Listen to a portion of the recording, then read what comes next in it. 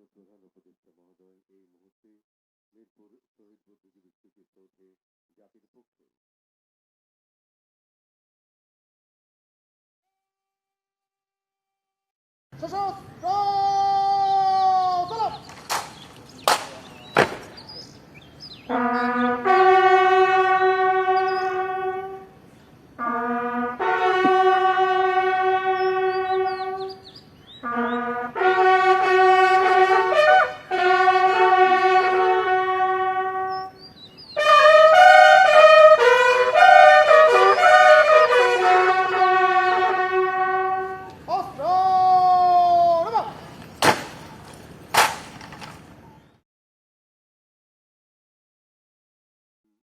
মাননীয় প্রধান উপদেষ্টা, মাননীয় প্রধান বিচারপতি,